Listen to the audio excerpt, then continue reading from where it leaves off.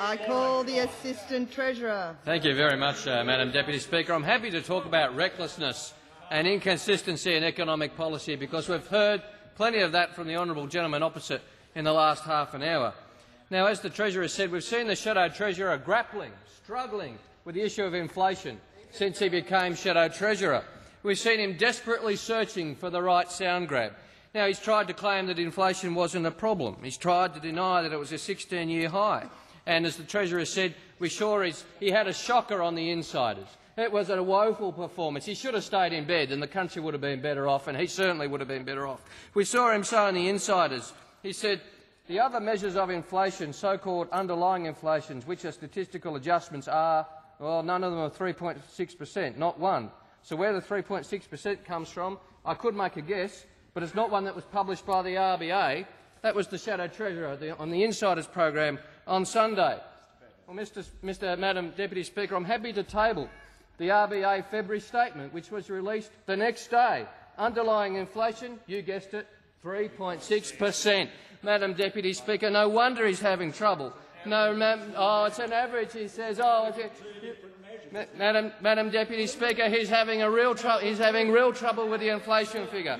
But, Madam Deputy Speaker, the best has been his solution.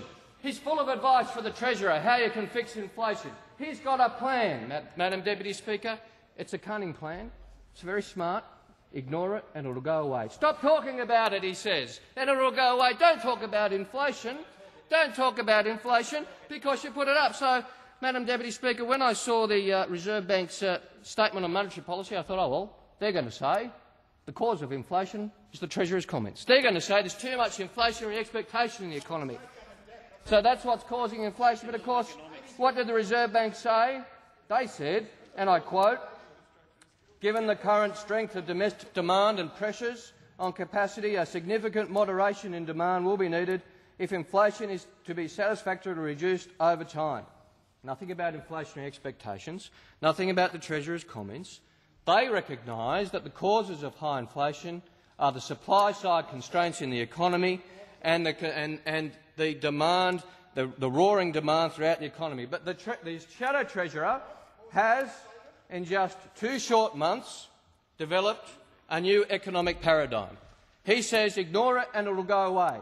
Put your head in the sand. Ostrich economics. That's his solution. Ostrich economics. Well, Madam Deputy Speaker, give me swan economics any time over ostrich economics because that's his solution. His solution is to ignore it and it will go away. Well, what a joke. That's his plan as Treasurer. That's you make me Treasurer, he says, and I'll ignore it. It'll go away. Everything will be okay. Well, what a plan. What a plan. There you go, Madam Deputy Speaker. The Shadow Treasurer's alternative approach, his fresh ideas for Australia, are to ignore it and it'll all go away. Well, Madam Deputy Speaker, the baldrick of Australian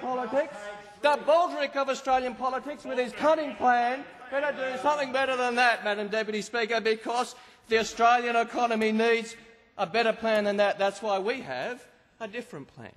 That's why we have a 5-year plan, a 5-point plan. That's right.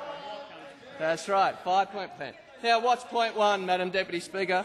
To put fiscal policy to work, to have the budget surplus at least 1.5% of GDP. Now, why is this important? Why is this important, Madam Deputy Speaker? I'll share with the House some quotes. They're not from me, not from the Treasurer, not from anybody on this side of the House, from well-respected economic commentators, Access Economics. Now, what did they have to say about fiscal policy under the previous government? What did they have to say about fiscal policy? They said, listen to this, cop a load of this.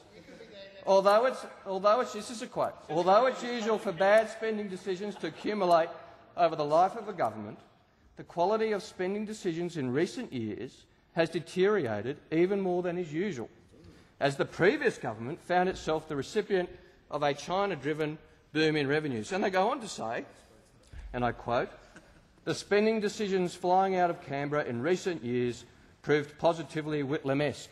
Now, we love Gough on this side of the House, Madam Deputy Speaker, but I don't think Access Economics meant it as a compliment.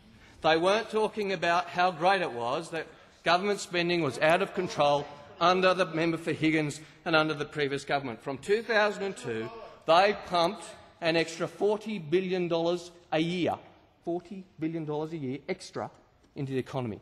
That's why we're facing inflationary pressures, because they have pumped money into the economy which we have to fix. We have to impose the cuts, and there'll be some tests for members of. We'll see how serious they are about inflation. We'll see how serious they are when we put out our budget, when we put out our cuts, when we put out our expenditure review process. Let's see where they stand on inflation.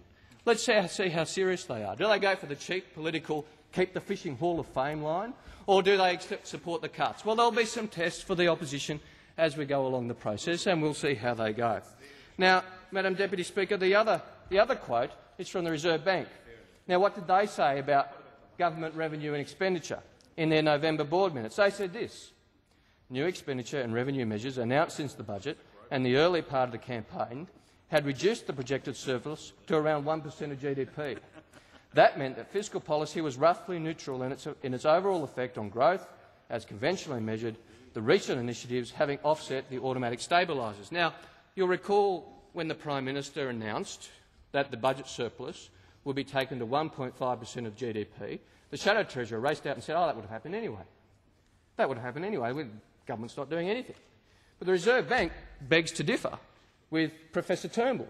The Reserve Bank points out that the projection was for budget surplus to be 1% of GDP and therefore, in their words, not mine, effectively neutral. Well, where you have an inflationary economy, you can't afford to have budgetary policy, fiscal policy, effectively neutral. You need a different approach, and that's our approach. Now, there are other elements, of course, to our plan on inflation. We'll be examining options to improve private savings. We'll be tackling the skills shortage, 450,000 training places over 4 years, dealing with infrastructure bottlenecks and workforce participation. These are all medium to long-term solutions. They won't bring down inflation overnight. We have been bequeathed high inflation by the members opposite. And when talking about inconsistency, I was intrigued to hear the Shadow Minister for Finance, the member for Dixon, say that it's been a problem that the Treasurer hasn't been able to stop the banks increasing their interest rates over and above the Reserve Bank cash rate. Now, he conveniently ignores that started while they were in office. Adelaide Bank increased their interest rates over the Reserve Bank cash rate while they were in office. I don't recall the member for Higgins, the Treasurer, calling in the Adelaide Bank and having a stern conversation. But what's their solution? They're going to use moral suasion. They're going to convince the banks to be good corporate citizens. They're going to call them in and have a very stern chat to them. That's their solution. So we have, on the one hand, their solution to inflation is to ignore it. On the other hand, their solution to inflation is to have the Treasurer of the day call in the banks and say, you've been very naughty boys and don't do it again, and they seem to think that would have some effect. Now, either they're going to re-regulate interest rates or they're not. What is your policy? Would you change the law so that the Treasurer set bank interest rates or not? Because if you're not, then your words are hollow and your policy is an excuse for failure. Madam Deputy Speaker, they are a joke. They have no consistency. They ignored 20 warnings from the Reserve Bank on inflation. Over 12 years, they ignored 20 warnings of the Reserve Bank as tabled by the Treasurer in question time. Now, they'll be questioning about them. They'll be questioning about them. Now, Madam Deputy Speaker, time is short, but we have a series of plans to deal with inflation. Now, you shrugged your shoulders when you were in office and said Australian working people have never been better off, and therefore there's nothing we can do.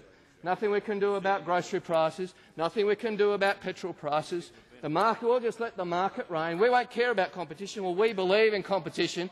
We believe in competition on this side of the House. You don't. We believe in competition. That's why we've given the ACCC real teeth.